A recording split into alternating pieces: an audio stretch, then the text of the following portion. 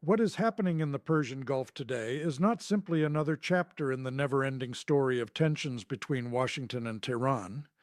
No, what is happening is something much deeper, much more revealing about the nature of power in the 21st century, about who really decides the fate of millions of people on this planet, and about how the global economic system, the system that determines the price you pay for gasoline, for food, for electricity, is being shaken to its very core. A burning oil tank in Bahrain is not just a dramatic image on the news, it is a sign. It is the language that powerful nations use when words no longer work. And today we are going to read that language together, word for word, without distortion, without propaganda, without the filter of those who have a vested interest in preventing you from understanding what is really happening.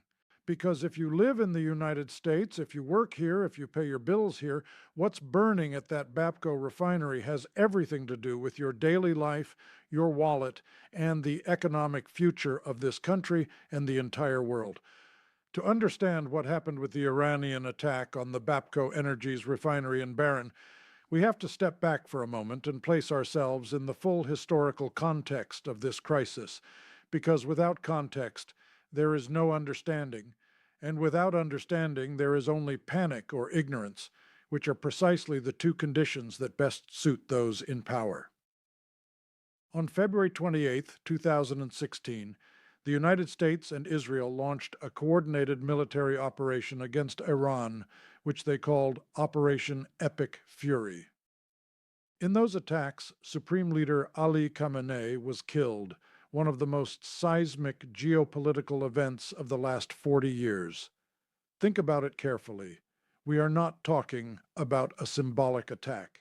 We are talking about the elimination of the supreme leader of a nation of 90 million people, a nation that has spent decades building its political, religious, and cultural identity around a frontal resistance to Western imperialism. The result could be nothing other than a response of equally historic proportions. Iran responded immediately with barrages of missiles and drones against Israeli cities, against U.S. military bases in the Gulf, against the United Arab Emirates, against Qatar, and against Bahrain. And at that moment, the mechanism most feared by the entire global economic system was activated, the closure of the Strait of Hormuz. This waterway, barely 34-kilometer wide at its narrowest point, this passage between Iran and Oman, this corridor that for many people in this country is merely a difficult to pronounce name on the news, is in reality the most important artery of the planet's energy metabolism. 20 million barrels of oil pass through this strait every day. 20 million. That represents approximately 20% of the entire crude oil supply that drives global maritime trade. And when Iran shut it down on March 4th, 2026, the world immediately began to feel what it means when that artery is blocked. Now, let's return to the immediate present, because what has happened in the last few hours is new, and what is happening with the BAPCO refinery in Bahrain is revealing on multiple levels. Trump gave Iran a 48-hour ultimatum. He literally told them in an interview with ABC News that if Iran did not reach an agreement within that time frame, the United States would blow up the entire country. Those were his words. These are not the words of a statesman. They are the words of a man who believes that absolute military power can replace diplomacy. They are words that reflect a worldview in which brute force is the only legitimate currency, and the Iranian response was immediate: missiles and drones against Israel and several Gulf states. General Ali Abdullahi Ali Abadi declared that Trump's warnings were destabilizing and that Iran would respond forcefully. The gates of hell will open for you, he said, curiously using the same apocalyptic language that Trump himself had employed earlier. And what burned in Bahrain that night was the BAPCO Energy's refinery on the island of Sitra, a facility with the capacity to process almost 400,000 barrels a day, the country's only refinery, a symbol of the Gulf economy, and now also a symbol of the vulnerability of that entire energy architecture that the West built over decades, thinking it was impenetrable. We need to stop here and think about what this means for the global economy because too many people watch this news and think it's about distant conflicts, other people's problems, issues that don't directly affect them. Let me be very clear about this. If you fill up your car's tank in any city in the United States, this crisis directly affects you. If you buy groceries at a supermarket, this crisis directly affects you. If you have any savings or pension invested in the financial markets, this crisis directly affects you. The price of Brent crude has already surpassed, by on March 8th, the price of oil reached a peak of $126 per barrel for the first time in 4 years. Gas prices in the United States fell to $4 per gallon by March 31st after a 30% increase since the start of the conflict. The International Energy Agency has already characterized this situation as the biggest supply disruption in the history of the global oil market. I'm not saying this. It's the highest international energy authority. And Wall Street is already calculating that if the Strait of Hormuz remains closed for too long, prices could climb to $170, even $200 per barrel. At those levels, the impact on inflation and economic growth doubles. At those levels, we're talking about a stagflationary shock of historic proportions that would change everything. But here's the question that really matters, and that the mainstream media rarely asks with the necessary honesty. How did we get here? How is it possible that the world in 2026 will find itself in the worst energy crisis since the 1970s? And the honest answer, the answer that makes people uncomfortable.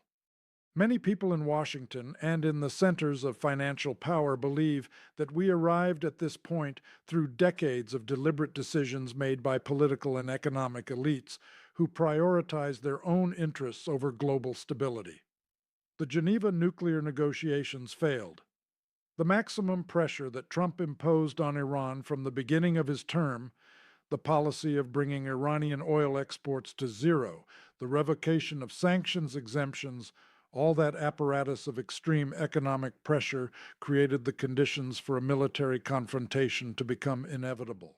When you drive a state into economic despair for years and then attack it militarily, it's no surprise that the state responds by shutting down the only lever of power it has at its disposal. That's not justifying Iranian actions, it's understanding the logic of the conflict, and understanding that logic is fundamental to not repeating the same mistakes over and over again. And while that was happening on the geopolitical front, what was happening on the economic front, there's a detail that cannot be overlooked.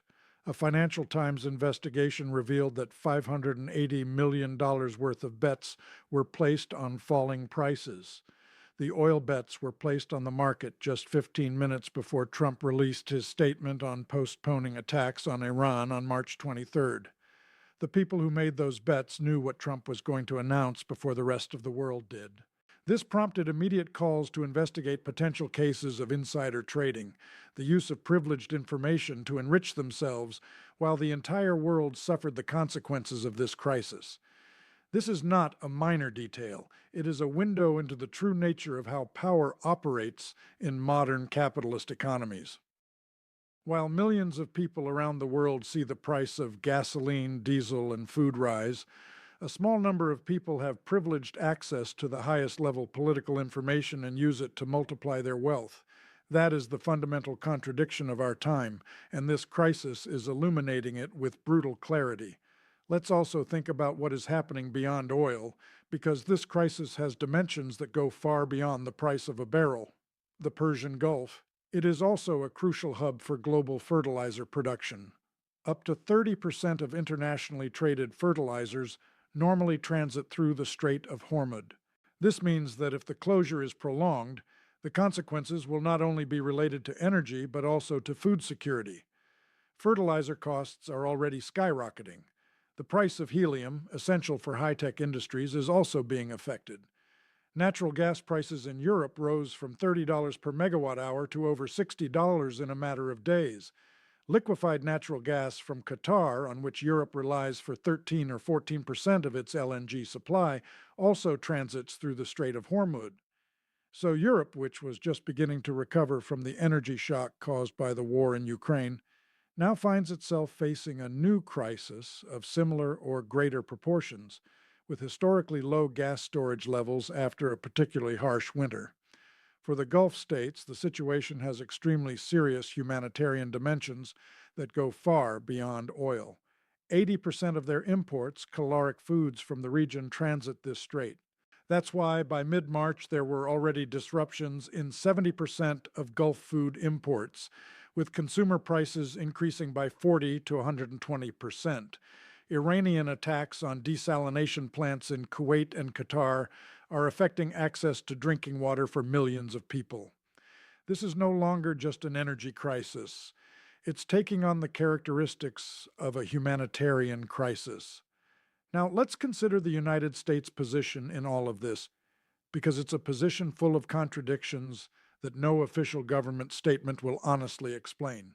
Trump says the war is nearing its end. He says on national television that the conflict in Iran is almost over, and at the same time threatens to blow up the entire country if there isn't an agreement within 48 hours. These two positions are fundamentally incompatible. You can't tell the world you're about to win and simultaneously threaten total escalation if the other side doesn't capitulate. What these two positions together tell us is that the Trump administration doesn't have a coherent exit strategy from this conflict. What it has is rhetoric, and in geopolitics, rhetoric without strategy is extremely dangerous because it can escalate situations to points of no return without anyone having consciously planned it. The Bahraini armed forces report having intercepted 188 Iranian missiles and 453 drones since the start of the attacks. This is not a conflict that is ending. This is a conflict that is escalating.